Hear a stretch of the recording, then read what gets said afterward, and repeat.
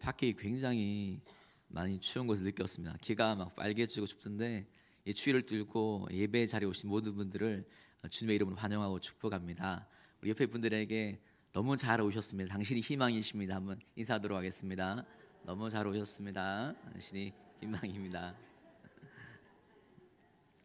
네, 성경을 바라보는 시각들이 있죠. 가장 중요한 본질적인 시각은 어떻게 보는 거냐면 이 성경을 구속사적으로 하나님의 구원의 스토리로 보는 것입니다. 하나님이 사람을 하나님의 형상으로 창조하셨습니다. 나를 의지하고 나를 기쁨 삼고 나의 말씀에 순종하면 어떤 환경에 살 수 있다 말씀하지만 사람은 그것을 거절합니다. 말씀을 대로 살지 않고 불순종하고 자기의 마음으로 살려고 하는 것입니다. 하나님이 부르신 그 형상의 삶을 거절하는 것이죠. 타락합니다. 그 타락이 점점 쌓여져 가서 하나님이 이 모든 인류를 심판할 수밖에 없어 홍수로 다 썰어버리는 것 가운데 노아 한 가정을 통해서 다시 인류를 살려주십니다. 그러면 하나님을 찾으면 되는데 사람들이 또 하나님을 찾지 않습니다. 우리가 흔히 잘 알고 있는 신할 평지에 모여서 우리가 잘 알고 있는 바벨탑을 높이 쌓아 올립니다. 이렇게 말합니다. 어떻게 얘기하냐면 우리의 힘을 한번 높여보자는 거예요. 하나님은 온 이 열방 가운데 퍼져나가서 번성하라 말씀하셨지만 우린 그러지 말자. 이곳에 똘똘 뭉쳐서 우리 힘으로 한번 살아보자. 여러분, 이것이 죄의 본성입니다. 하나님 이름을 높이지 않고 자기 이름을 높이고 하나님 의존하지 않고 우리끼리 뭔가 안전지대를 만들어 보는 시도들. 시대가 그렇게 흘러갑니다. 하나님을 거절하고 스스로 만족하고 자기 마음대로 살려는 시도들 가운데 하나님은 하지만 이 망해가는 이 세상을 그냥 둔 것이 아니라 구원하기 위해서 다르게 살 수 있음을 보여주기 위해서 진짜 기쁨과 자유가 무엇인지 하나님을 예배하는 것이 무엇인지 알게 해주기 위해서 한 나라를 만듭니다. 아브라함을 통해서 이스라엘 민족을 만들어 가시죠. 애굽을 통해 애굽에서 정착해서 수백만의 민족이 만들어집니다. 모세를 통해서 이제 출애굽 하나님의 권능과 능력 가운데 출애굽하게 되었습니다.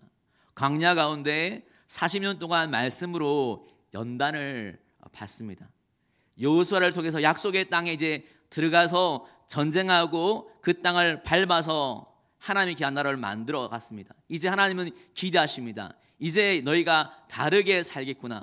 세상과 구별되어서 진짜 하나님을 믿는 것이 무엇인지 말씀을 따르는 것이 무엇인지 열방을 하나님께 인도할 수 있는 제사장 나라가 되겠구나 기대하셨지만 어떻게 됩니까? 그들에게 영향을 주는 것이 아니라 그들의 문화에 쉽게 동화되어서 정체성을 잃어버린 것을 말씀은 기록하고 있습니다. 왜 그렇습니까? 하나님을 예배하는 게 쉽지 않습니다. 거룩하게 사는 게 너무 피곤한 것입니다. 다른 민족들은 보니까 자기 욕망과 정욕을 따라 살아가는 거예요. 자기의 소원을 이루어 줄 수 있는 신을 구하는 것입니다. 전쟁하다가 우리 민족의 신이 약해지면 이 전쟁의 신을 버려버리고 좀 더 자기 욕망을 채울 수 있는 다른 신을 구하는 거예요. 다른 쉽게 이방의 신에게 제사다가 음란한 짓을 합니다. 여사제들과 자기의 욕망도 채울 수 있습니다. 자기의 손을 만족할 수 있습니다. 참 매력적으로 보입니다. 하나님을 예배하면 구별되어야 되고 자신 욕망을 절제해야 되고 말씀에 따라 살아야 되는데 이방 민족들은 너무나 쉽게 편하게 그렇게 생활하는 게 더 매력적으로 느껴져서 조금씩 그 문화에 물들어져 갔습니다. 죄를 지으니까 하나님께서 징계하십니다. 힘드니까 살려달라고 애걸 복구를 합니다. 하나님이 사사를 통해서 구원해 줍니다. 그러면 살만해집니다. 하나님을 예배하면 좋겠지만 그러나 살만해지면 또 자기의 마음대로 음란하게 욕망대로 살아갑니다.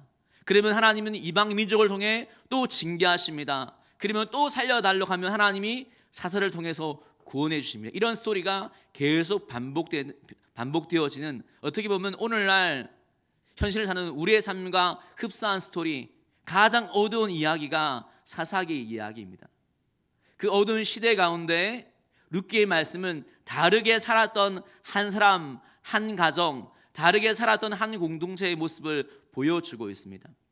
우리가 지난번에 수요 예배 때 작년에 배웠는데 1장은 어떤 내용이냐면 엘리멜렉이라는 한 집안의 가장이 자기 식구를 데리고 흉년의 때에 살아보겠다고 요단강을 건너서 모압 땅에 정착하는 모습을 보여줍니다. 이제는 살만하겠구나, 이 땅은 살겠구나 싶었는데 그 선택은 불행의 결과로 그 가정 가운데 다가옵니다. 이유는 모르지만 자신도 죽고 두 아들도 죽고 맙니다. 이제 시어머니와 이제 며느리 둘만 남은 거예요. 다시 고향 땅으로 돌아오려고 하니까 루시아는 이 며느리가 끝까지 신앙 때문에, 어머니 하나님이 나의 하나님이기 때문에, 이 신앙 때문에 어머니 저는 이곳에서 편안하게 안주할 수 없습니다. 저는 어머니와 함께 저 베들레헴 땅에 가겠습니다. 핍박이 있고 어려움이 있겠지만 그러나 이 믿음 때문에 하나님을 예배할 수 있는 저 땅에 가겠습니다. 믿음의 선택을 하는 것입니다. 사사기는 여러분 어떤 땅입니까?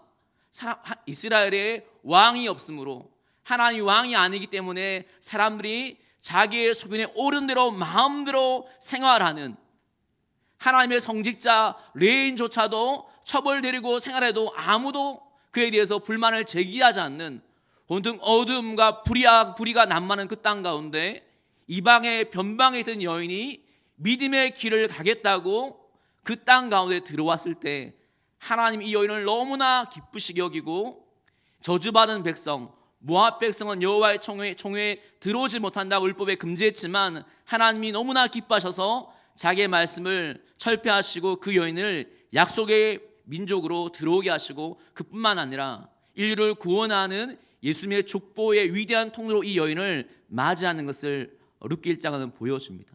이제 믿음의 땅에 왔습니다. 아직 어색하고 불안하고 떨릴 수 있는데 구원의 감격이 있고 살아있는 믿음이 있기 때문에 안주하지 않고 방문을 열고 밖에 나아가는 거예요. 부끄러울 수 있지만 그러나 내가 할 수 있는 일이 있을 것이다. 자기가 유일히 할 수 있는 일은 뭐냐면 추수 때에 남의 밭에 이삭을 줍는 그 일밖에 없었지만 그것도 감사해서 믿음으로 행동하고 나아갔더니 하나님이 그 발걸음을 선하게 인도하셔서 자기를 책임질 수 있는, 자기 가문을 책임질 수 있는 보아스의 밭으로 하나님 인도하는 과정이 2장에 나와 있는 것입니다. 3장 말씀 어떤 것이냐면 시어머니가 각본을 씁니다. 우리를 책임질 수 있는 보아스에게 청혼할 수 있는 방법은 뭐냐면 이 추수의 때에 이 보아스가 어디에 누웠는지 자세히 살펴본 다음에 너의 몸을 단장어 밤에 그에게 다가가서 이 발끝에 이불을 갖다가 덮고 있으라는 거예요.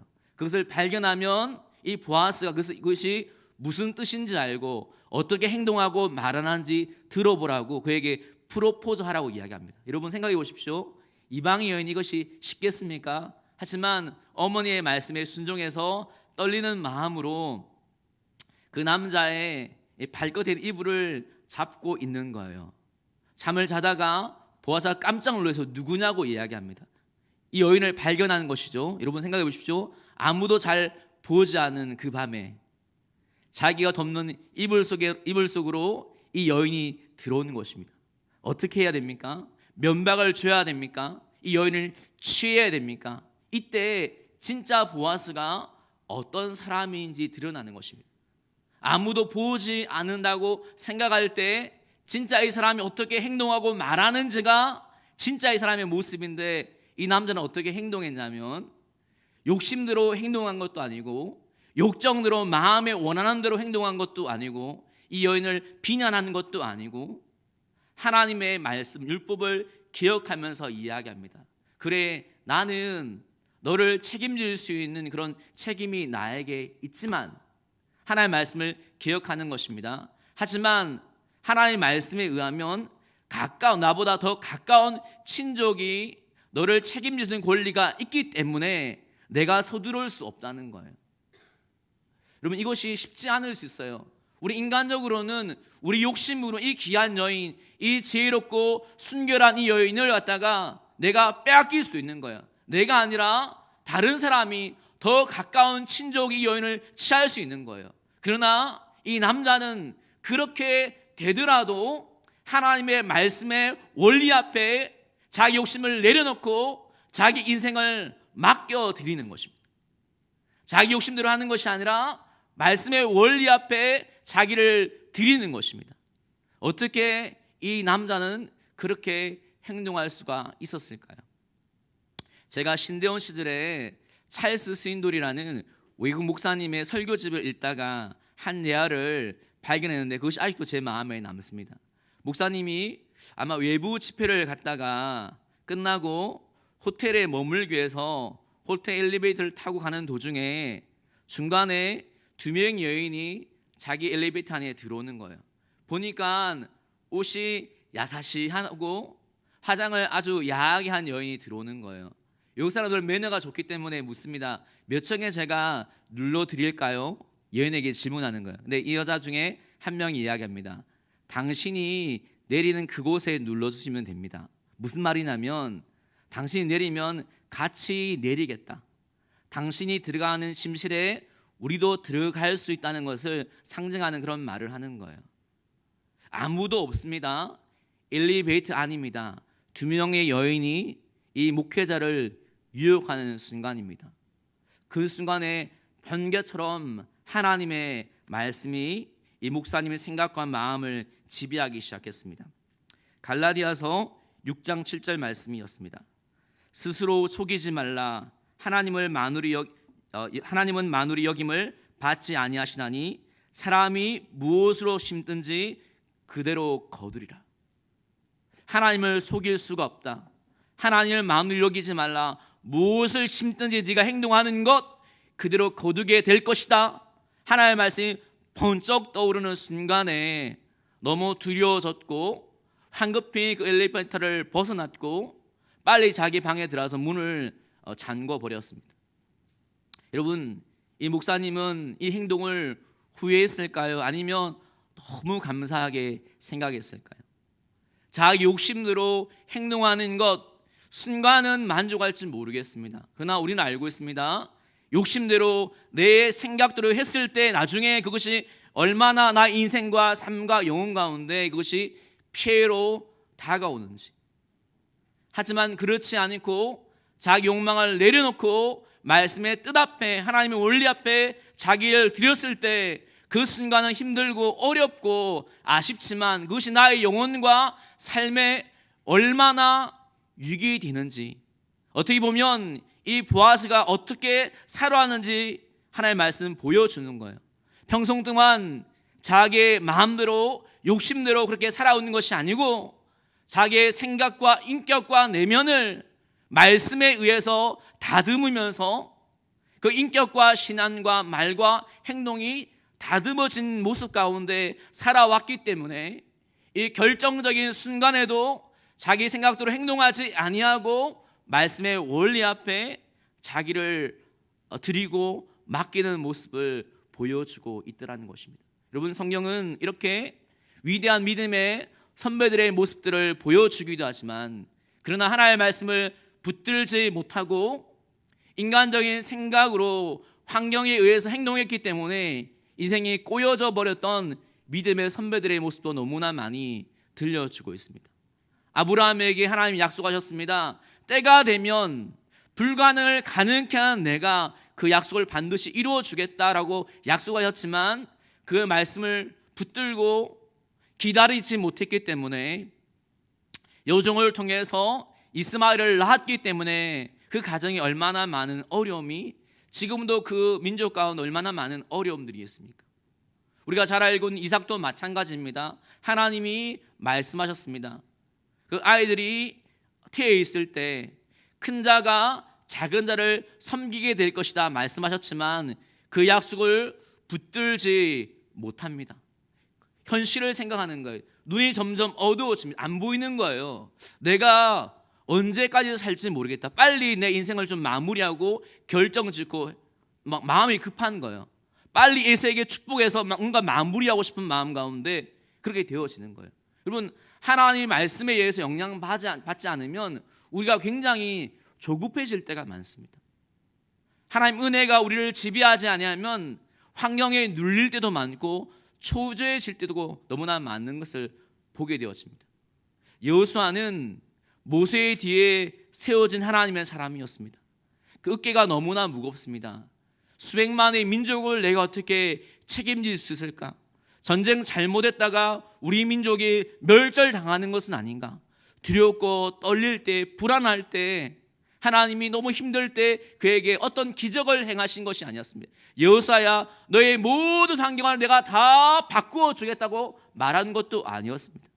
불안과 두려움을 해결하는 유일한 해결책은 다른 것이 아니라 하나님의 말씀, 율법을 묵상하고 마음에 새기고 준행해라. 그러면 모세가 너와 함께 했던 것처럼 내가 너와 함께 하는 것들이 보여줄 것이라고 그렇게 약속했다는 것입니다. 불안과 두려움이 엄습할 때 여러분, 이 불안과 두려움은 하나님이 다 그냥 공짜로 가져가는 분이 아닙니다. 환경을 다 모든 환경이 없어지는 것이 아니고 하나님의 선물과 하나의 방법은 뭐냐면 이 불안보다 환경보다 더 큰, 더 능력과 권세가 있는 하나의 말씀에 압도받고 지배받고 그 내면을 그 말씀으로 채워져 가는 것이라고 성경 말씀은 우리에게 들려주고 있는 것입니다. 모든 환경이 다 무너져 가고 폭풍우 가운데 배가 다 부서져 가지만 하나의 말씀을 믿었던 바울은 두려워하지 않습니다. 압도되지 않습니다. 그 가운데 마음에 자유함과 담대함이 있는 거예요. 바울아, 너 죽지 않는다. 네가 소명을 이루기까지, 로마에서 복음을 전하기까지 너만 살 뿐만 아니라 너와 함께 있는 모든 자를 내가 살려주겠다. 하나의 말씀이 환경을 뛰어넘는 믿음과 자유함을 주는 것입니다. 때때로 어려운 환경이 우리에게 내 안에 말씀이 있다, 내 안에 예수가 있다는 것을 증명할 수 있는 기회가 되어지는 것을 성경 말씀 우리에게 들려주고 있는 것입니다. 여러분, 불안합니까? 초조합니까? 오히려 말씀을 붙들고 말씀을 체험을 통해서 여러분 안에 하나님 말씀이 있음을, 여러분 안에 예수님이 있음을 보여줄 수 있는 믿음의 진짜 성도로 살아갈 수 있는 모든 성도님들 다 되어지기를 주의 이름으로 축복합니다.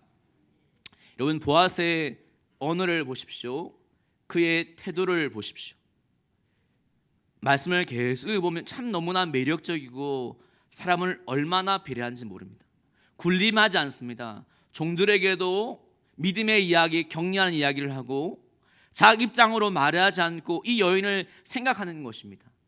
하나님의 말씀이 그러하다, 말씀의 원리를 이야기합니다. 나보다 더 가까이 책임질 수 있는 친족이 있다. 그 사람이 책임질 건데 혹시 책임지지 않는다면 내가 반드시 책임지겠다. 사람이 너를 오해할 수 있기 때문에 이 여인을 오해받지 않도록 보호해줬다가 아무도 보지 않는 그 새벽녘에 이 여인을 보내어주는 거예요. 그냥 보내는 것이 아니라 삶의 필요 양식을 채워서 하나하나 보내어주는 것입니다. 얼마나 많이 이 사람을 배려하고 돕고 섬기는 그 마음이 있는 것입니까? 여러분, 때때로 기질적으로 화내지 않고 좀 더 이렇게 부드러운 사람이 있습니다. 기질적으로 급한 사람도 있긴 있죠. 그러나 여러분, 중요한 것은 기질은, 본성은 한계가 있습니다. 조금만 지나보십시오. 자기 용량을 좀 뛰어넘는 사건이 있으면 버럭 우리 연약함이 확 드러나는 순간이 옵니다. 우리는 믿을 수 없습니다. 특별한 사람 없습니다. 특별한 목회자도 없고 특별한 사역자도 없고 특별한 사람이 없습니다. 중요한 건 뭐냐면 특별한 하나님의 말씀, 그 말씀에 붙든 사람이 있을 뿐입니다. 인격 연약하고 우리가 원래 망가져 있지만, 그러나 우리 자신을 십자가에 못 박고 주의 불로 전결케 하고 하나님의 말씀의 지배를 받으면 우리의 생각이 달라지고 우리의 언어가 달라질 수가 있는 것입니다.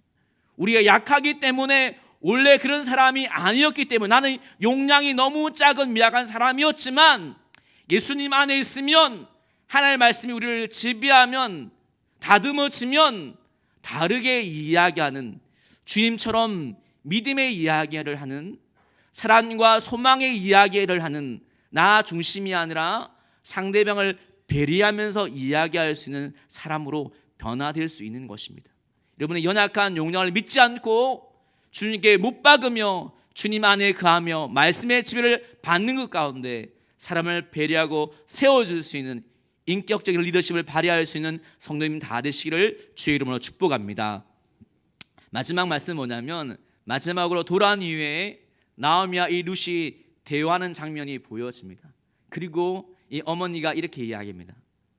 룻아, 이제 이 보아스가 쉬지 아니할 거야. 너에게 약속한 것을, 이 하나님의 약속이 이루어지기까지 쉬지 아니할까, 그가 행동할까, 이렇게 이야기하는 것을 보는데, 사실 이 쉬지 않는다는 이 표현은 보아스한테 이야기지만 쉬지 아니하시고 자신의 약속을 성취하기까지 성실하시게 우리가 알던 모르건 일하시는 분이 누구입니까? 바로 하나님이십니다. 그분이 우리를 위해서 지금도 우리는 모르지만 우리 삶 가운데 개입하셔서 쉬지 않고 믿음의 열정, 변하지 않은 열정과 열망을 가지시고 지금도 우리를 위해서, 우리의 자녀를 위해서, 우리 공동체를 위해서, 이 민족을 위해서, 열방을 위해서 일하는 분이라고 말씀을 우리에게 기록하고 들려주고 있는 것입니다. 이 시대는 너무 어렵습니다. 답답합니다. 사람들이 열정을 잃어버릴 때가 많이 있습니다. 낙심하고 절망하고, 그래서 게으르고 나태하고 그 자리에 멈춰 있을 때가 너무 많은 것입니다.